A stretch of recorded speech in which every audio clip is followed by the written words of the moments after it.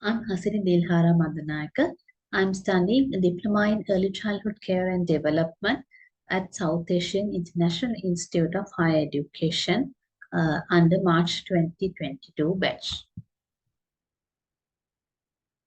So today I'll be discussing an assignment done under the subject Principles of Early Childhood Education. This is the fourth assignment under this subject. And the assignment is about international organizations for early childhood care and development. First, let's look at what is early childhood. So, early childhood comprises a number of life stages marked by development milestones, and as defined by UNICEF, early childhood is the period from conceived to age 8. And as per Sri Lanka, the age considered as early childhood is from conceived to 5 years. And in the first few years of life, more than 1 million neural connections are formed each second, pace never repeated again. And the quality of child's early experiences makes a critical difference as their brain develops, providing either strong or weak foundations for learning, health, and behavior throughout life. So, if you look at early childhood care and development, early childhood care and development can be defined as the holistic development of their child, including physical, cognitive, language, social, and emotional development from conception to age 5. So, UNESCO believes early childhood care and education that is truly inclusive is much more than just preparation for primary school. So it can be the foundation for emotional well-being. It could be a learning throughout the life, and one of the best investments a country can make is to promote holistic development uh, with gender equality and social cohesion.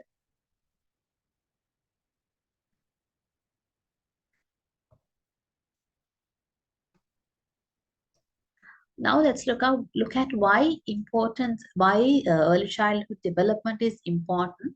The first factor is obvious because the first 6 years are crucial. So within these 6 years, the brain develops the most and the neurons are developing more rapidly. So the early childhood education focused on this age is critical. And on the other hand, it lays the foundation. The child learns at this first years will be a lifelong experience, and this experience will last for his entire life. Therefore, sometimes in extreme and harmful environments, child has difficulties in their adult life. If the child has to undergo difficult, harmful environments when he was a child, especially at the early childhood, then he might encounter difficulties in their adult life. So that's why this period is very critical. And this age is an outlet to express emotions. Children at the age from 2 to 5 years old often start to learn and they learn to manage their feelings. So it is very important that the guidance and the interaction and the involvement of emotional like the activities to get involved in balancing emotions are provided for toddlers through early childhood development. And then this broadens the spectrum of thinking. So it creates social and emotional awareness through communication in their early development, and at the same time it encourages them to be a problem solver and make cognitive discoveries. And of course, this enhanced gross motor skills because children learn through walking, running, catching, throwing, and so on. So This helps them to develop their cross motor skills.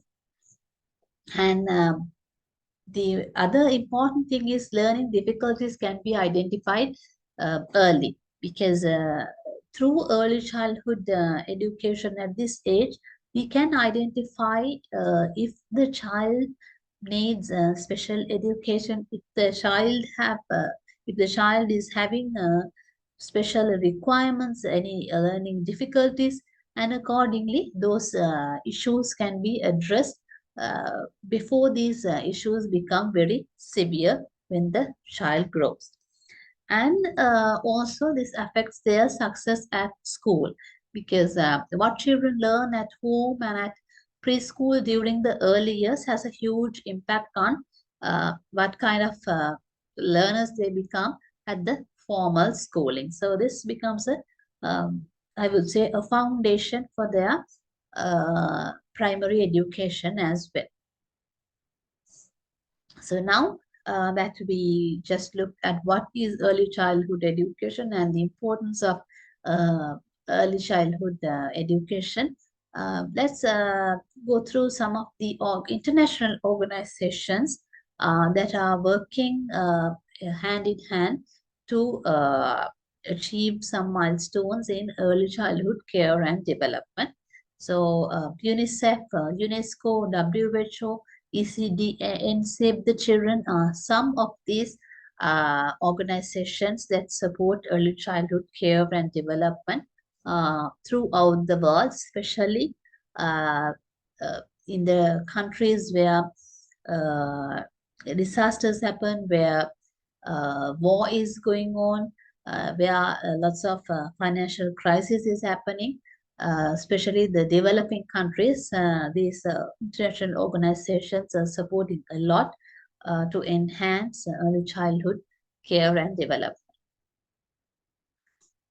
First, let's look at UNICEF. UNICEF is the United Nations International Children's Emergency Fund, as we all know. And UNICEF works in the world's toughest places to reach most disadvantaged children and adolescents, and to protect their rights, because UNICEF believes that every child is important and every child's right should be protected. And across this expands to across more than 190 countries and territories, and this helps children survive, thrive, and fulfill their potential from early childhood through adolescence. And more than 75 years after UNICEF's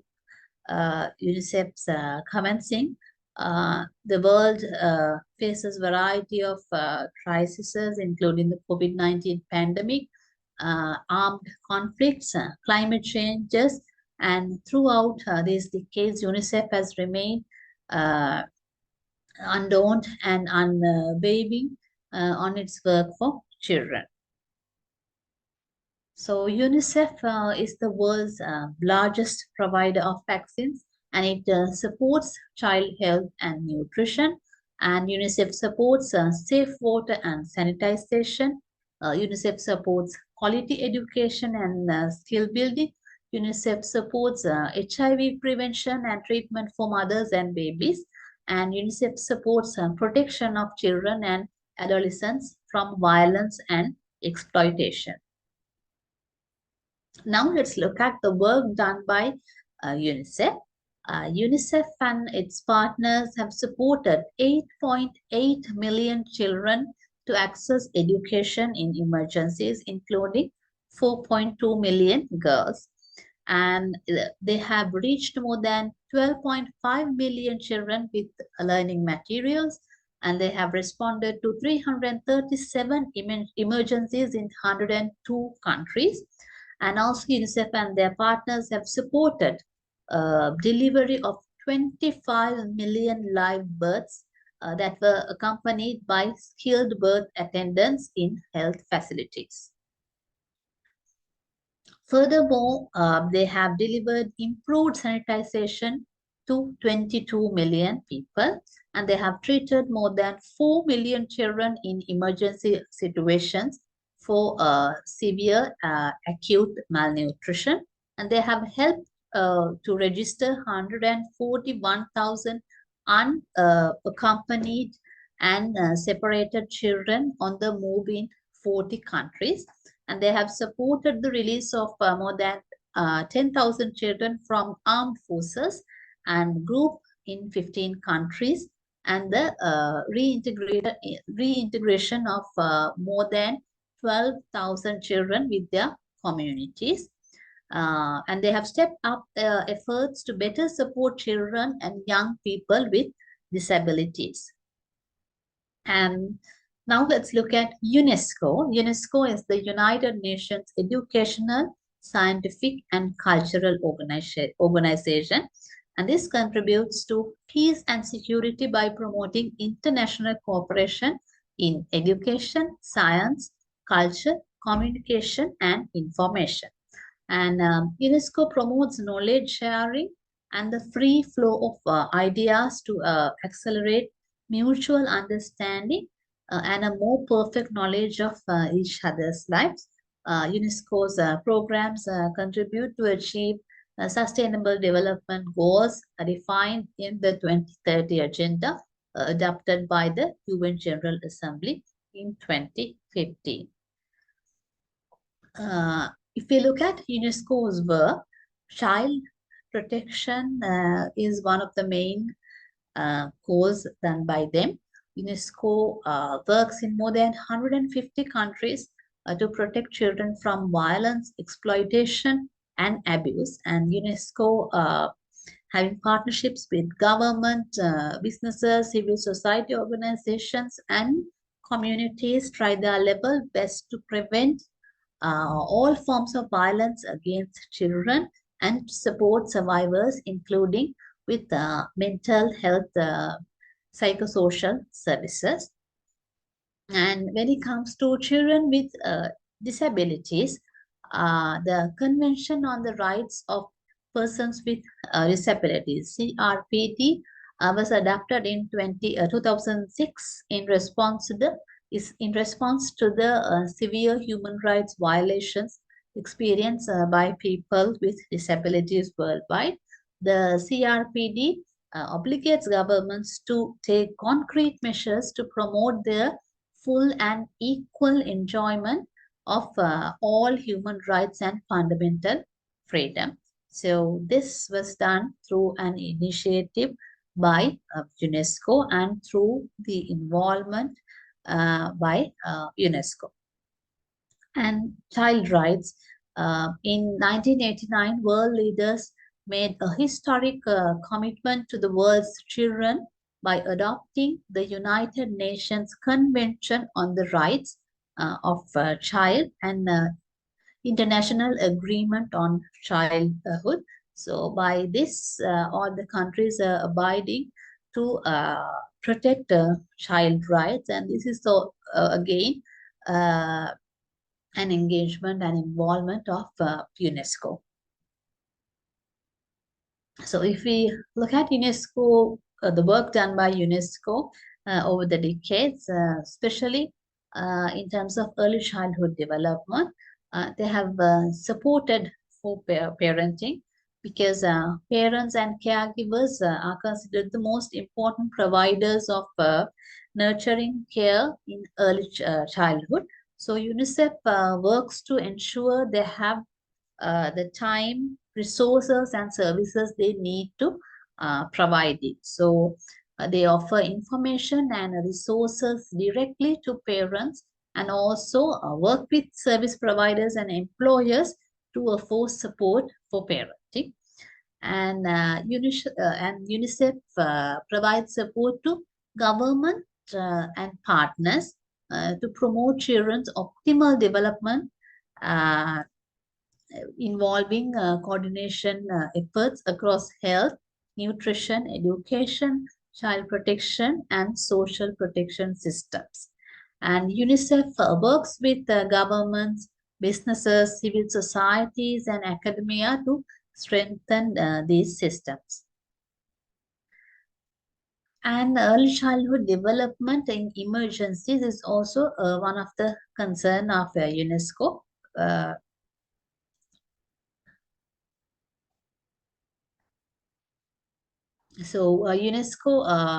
UNICEF advocates with governments, donors, and other partners to ensure that ECD is treated and funded as a priority in all humanitarian action, including protracted crisis.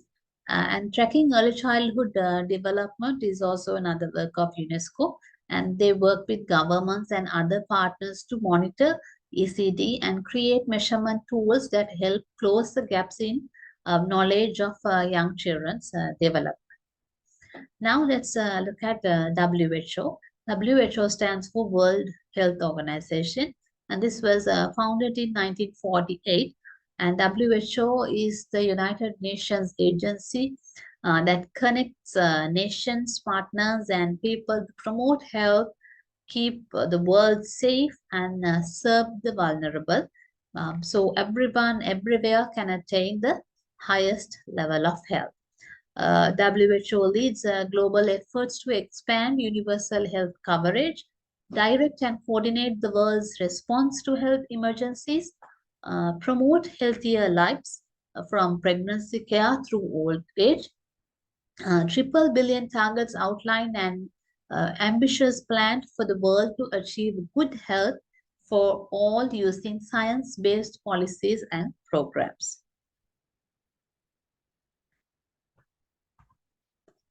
Now let's look at what has WHO done, especially considering child education, early childhood education. Every Newborn Action Plan, the Global Every Newborn Action Plan, ENAP, was launched by WHO in 2014. And this provides a roadmap of strategic actions for ending preventable newborn mortality and stillbirth, and contributing to reducing maternal mortality and morbidity. And the Global Initiative for Cancer, for Childhood Cancer, is another great deed done by WHO. The World Health Organization's Global Initiative for Childhood Cancer was established in 2018, and this brings together stakeholders from around the world and across sectors with the joint goal of increasing the survival rate of children with cancer globally to at least 60% by 2030, while reducing their suffering and improving their quality of life. Health and Environments for Children Alliance. The Healthy Environments for Children Alliance lead server, HeCanet, is an international mailing list dedicated to promote healthy environments for children. And making every school a health promoting school is another initiative by WHO. WHO and UNESCO are launching a new initiative, making every school a health promoting school through the development and promotion of global standards for health promoting schools. This initiative will serve over 2.3 billion school-age children and will contribute to the WHO's 30th General Program of Work target of achieving 1 billion lives made healthier by 2023. Global Initiative to Support Parents is another initiative by WHO in response to the challenges in caregiving practices posed to families by COVID-19 pandemic. Coalition of partners including WHO, UNICEF, Parenting for Lifelong Health, the Early Childhood Development Action Network, and the Global Partnership to End Violence Against Children have launched the global initiative to support parents, especially the post-COVID. A Future for World's Children. WHO, UNICEF, Lancet Commission, made up of leading child health experts from around the world, has produced a landmark report on child health and well-being entitled A future for the birth children. This report repositions every aspect of child health through a lens of rapidly changing climate and other existential threats to children. Now let's look at another international organization, ECDAN. This is Early Childhood Development Action Network. This was launched in 2016 by UNICEF and the World Bank Group. The Early Childhood Action Network is a global network that connects, gathers, disseminates, and advocates for cross-sector solutions to improve the overall well-being of young children and families so that every young child is safe, well nourished, healthy, happy, and learn. So if you look at the work of ECDN, it support to invest and build capacity of PCD workforce to deliver quality services to children from birth through school entry. And it strengthens national data and evidence system to track early childhood development interventions and outcomes across sectors. And it advocates globally, nationally, and locally to strengthen public awareness, demand, and resources for ECD. The next organization is Save the Children. Save the Children Fund is commonly known as Save the Children. It's an international non-governmental organization which was established in United Kingdom in 1919 to improve the lives of children through better education, healthcare, and economic opportunities, as well as providing emergency aid in natural disasters, war, and other conflicts. After passing a century, which it celebrated in 2019, it is now a global movement made up of 30 national member organizations that work in 120 countries. Save the Children's work saves and improves children's lives around the world. Securing children's rights is the foundation of Save the Children work, and work to ensure children have health care, food and shelter, as well as learning and child protection services when children need it the most. And Save the Children is committed to help all children achieve their full potential by ensuring they grow up healthy, receive a good education, and stay safe. And through programming, emergency responses, and advocacy, Save the Children put the most vulnerable children first, tackling the barriers to survival, learning, and protection. So that's all I have with this assignment. So thank you very much. My special thanks goes to the subject teacher, Mr. PGP Kumara, then Mr. Janaka Kamagoda, and all the others who helped me in numerous ways. Thank you very much.